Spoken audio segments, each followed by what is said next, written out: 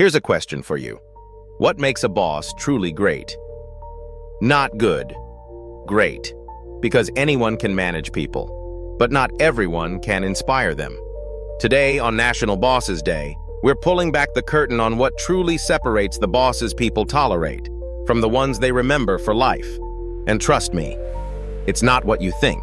By the end of this video, you'll understand the hidden psychology behind great bosses, how they think, how they lead, and what they do differently when no one's watching. You'll learn the 5 invisible habits that make people want to follow them. We'll explore real-world stories from top CEOs, behavioral science insights, and timeless principles from leaders who transformed not just companies, but lives.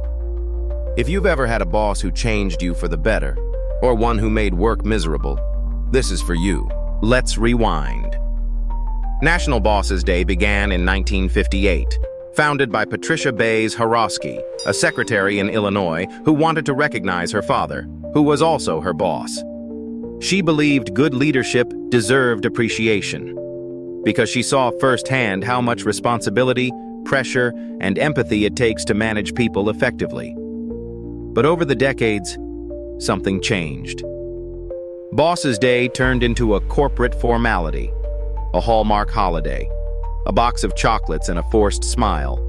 And yet beneath that surface lies a universal truth. Good bosses shape our careers, our self-esteem, even our worldview about work. Bad bosses, they can leave scars that last years. So what separates the two? What makes a boss unforgettable? For the right reasons. Here's the uncomfortable truth. Most bosses are promoted because they were great employees, not great leaders. They mastered tasks, hit targets, showed drive. But when they became managers, they were handed people. And that's a completely different game. Leadership isn't about control. It's about psychology. It's about understanding human emotion, motivation, and mindset. And most corporate systems never teach that.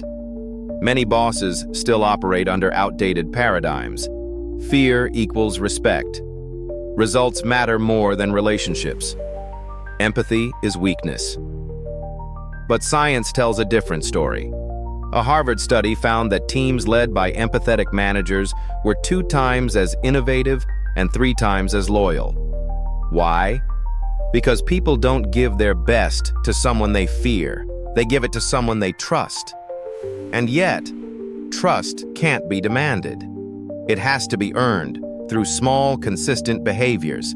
That's the invisible work of a great boss, the part no one celebrates on bosses' day cards. Let's decode the mind of a truly great boss. They operate from what psychologists call servant leadership mindset, a belief that leadership exists to serve others' growth, not inflate the leader's ego. Here's what that looks like in practice. 1. They listen more than they talk. Most bosses think talking equals leading. Great bosses understand that silence creates space, and space creates trust. 2. They create psychological safety. When employees feel safe to speak up, to fail, or to disagree, creativity skyrockets. Google's Project Aristotle confirmed this. Psychological safety was the single biggest factor in team performance. 3. They give meaning, not just money. Because motivation isn't transactional, it's emotional. People stay when they feel they matter. 4. They're consistent, not perfect. Nothing destroys trust faster than unpredictability. Great bosses aren't flawless, they're stable. 5. They develop leaders, not followers. Their success is measured by how many others they uplift, not how many they control. These principles turn an average workplace into an ecosystem of growth. And the secret? They start with one mental shift, from authority to empathy. Let's see how this plays out in the real world. Take Satya Nadella at Microsoft. When he became CEO, the company was known for internal competition and rigid culture.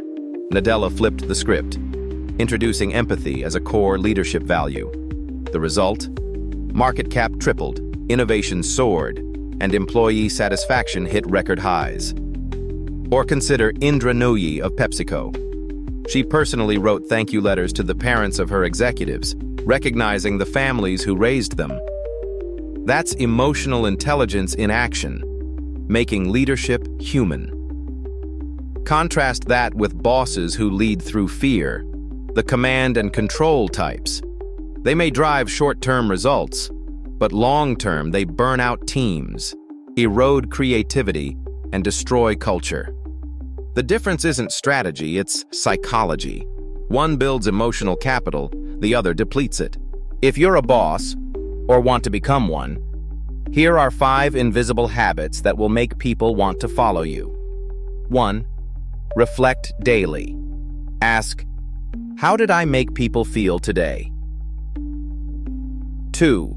Recognize effort, not just outcomes. 3. Coach, don't command.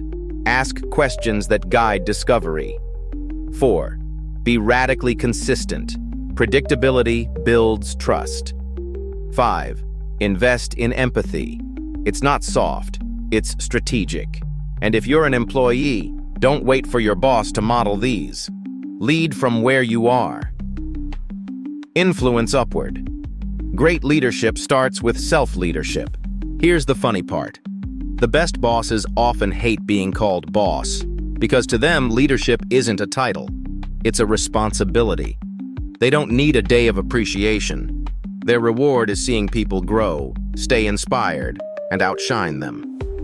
So this boss's day, maybe skip the mug that says, "World's Best Boss." Instead, send them something better, a message saying, "You made a difference." Because the truth is, the best bosses don't create employees, they create leaders. And if you're one of them, or becoming one, thank you.